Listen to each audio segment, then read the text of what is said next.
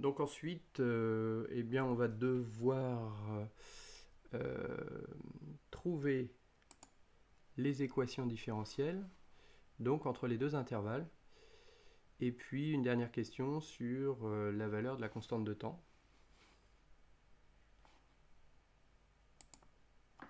Donc je reviens sur ma petite feuille d'exo. Donc, alors, qu'est-ce qu'on va avoir? Eh bien, dans un premier temps, on peut dire que on va travailler entre 0 et alpha th. Donc ça va être notre première résolution là qu'on peut trouver. Alors ici, donc je rappelle que Q1 et Q2 sont passants. On va pouvoir écrire l'équation suivante, donc LA sur RA, D de I de T sur DT, plus I de T, qui sera égal à UB moins E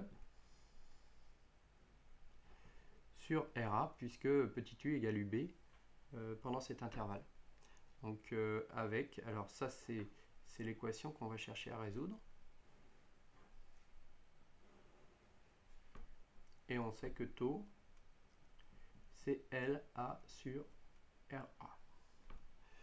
Alors qu'est-ce que ça va nous donner? Donc, alors la solution de l'équation sans second membre. Alors vous appelez ça la solution de l'équation homogène. Donc c'est I de t qui sera égal à A exponentielle moins t sur taux A. D'accord? Ensuite, la solution particulière de l'équation avec second membre. Donc je me place dans une situation particulière, c'est-à-dire que j'attends un temps infini. Et ici, le courant pour ce temps infini, il sera égal à quoi? Il sera égal à UB moins E sur RA. En fait, ça correspond au second membre. Donc si j'attends complètement que le courant évolue.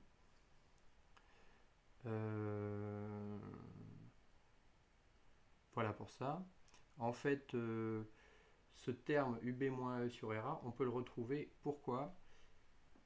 Parce que si vous attendez que le temps justement soit infini, ça veut dire que le courant va s'établir à une valeur constante.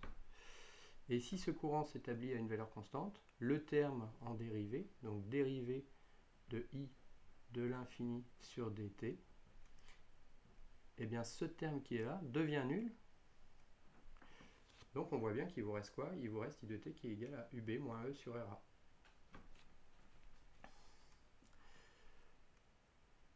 On va pouvoir donner donc maintenant la solution générale de l'équation avec second membre. Donc ici, qu'est-ce que ça sera cette solution? Eh bien, c'est la somme des deux, donc la solution particulière de l'équation. Solution particulière de l'équation, plus le second membre qu'on a trouvé précédemment, donc UB moins E sur RA. D'accord? Alors, cette constante, on ne la connaît pas. Pour la connaître, il va falloir se placer à un temps nul. Donc, AT égale 0, on sait, et c'est dit dans les hypothèses de départ, que I de 0 est égal à I min. Ça veut dire quoi? Ça veut dire que on peut écrire I de 0 qui est égal à A exponentielle de 0 plus UB moins E sur RA.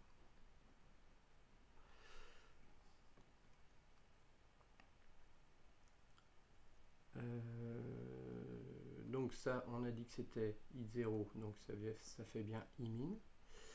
Ça veut dire quoi? Ça veut dire que grand A est égal à I min moins UB moins E sur RA.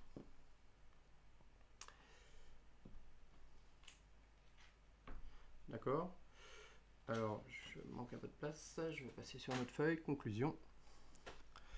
La solution de cette première équation, nous avons donc, on peut écrire I de t, donc qui est égal à I min moins UB moins E sur RA, exponentielle moins T sur taux A, plus UB moins E sur RA. D'accord? Alors ça, c'est la solution de l'équation dans la première partie d'évolution du signal, c'est-à-dire quand les transistors sont bloqués. Alors on peut maintenant, sont passants maintenant, pardon. On peut maintenant faire justement le cas où, travailler sur le cas où les transistors sont bloqués, donc entre alpha TH et TH. Ok. Alors qu'est-ce qu'on va trouver ici dans cet intervalle? Eh bien, U de T sera égal à 0, puisque la diode est passante, et que la tension bande de la diode est nulle. Donc, nouvelle équation différentielle à résoudre. LA sur RA D de I de T sur DT plus I de T est égal à moins E sur RA.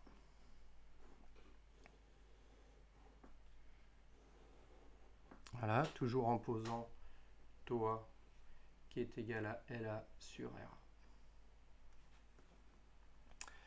Qu'est-ce que ça va nous donner au niveau de la résolution?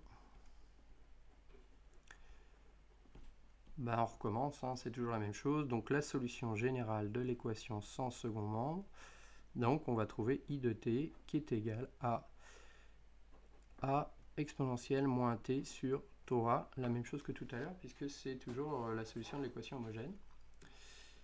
Ensuite, la solution particulière de l'équation avec second membre. Donc on se replace à T qui est égal à l'infini. On trouvera donc I de l'infini qui est égal à moins E sur RA. Voilà, hein, toujours la même chose, c'est-à-dire que ici, si j'attends suffisamment de temps, je sais que I de l'infini est une constante, ça veut dire que le terme en dérivée disparaît, donc je retrouve I de T qui est égal à moins E sur RA. D'accord? Donc ensuite je fais la somme des deux, donc la solution de l'équation, solution générale de l'équation avec second membre, donc I de T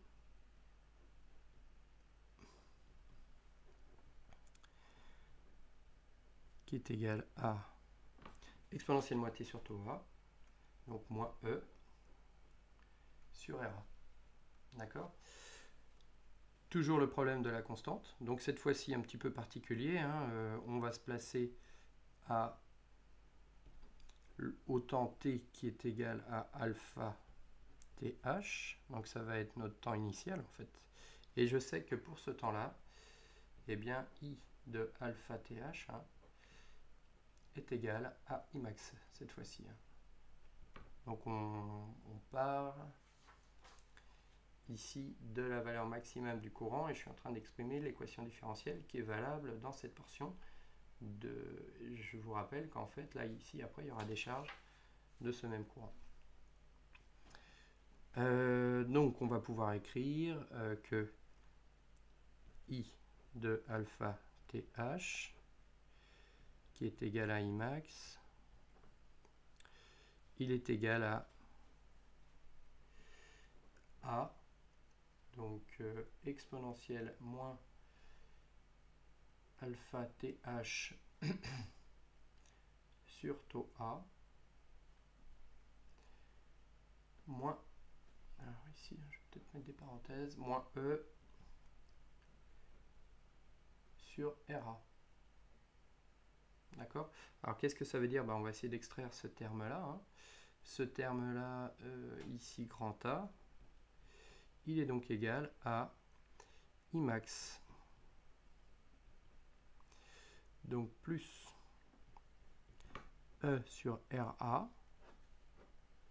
multiplié par quoi? Eh bien multiplié par l'inverse de l'exponentielle moins alpha th sur taux A, ce qui nous fait exponentielle alpha th sur taux A, puisque E de moins x égale, enfin 1 sur E de moins x égale E de x. D'accord? Donc, pour cet intervalle, pardon, on trouve la nouvelle solution. Donc, I de t qui est égal à donc I max plus E sur RA, donc exponentielle moins T, alors je mets une parenthèse, moins alpha TH, le tout sur TOA, moins grand E sur RA. Voilà. Ici. Et ça, c'est ma solution dans la dernière partie. Je réponds à la petite question qui était posée, c'est-à-dire qu'on devait déterminer une valeur pour LA afin de remplir la condition TOA qui est égale à 10 TH. Alors ça, c'est très simple. Hein. Condition TOA égale 10 fois TH, et ben en fait ça va nous permettre de dire que le temps TOA est très grand devant TH justement. Alors ça veut dire que LA tout simplement est égal à 10 TH fois la résistance RA, et ça quand on fait le calcul ça nous fait du 10 fois 130 10 moins 6 fois 0,2. Donc ça nous donne une valeur en gros hein, de 0,26 millihenry.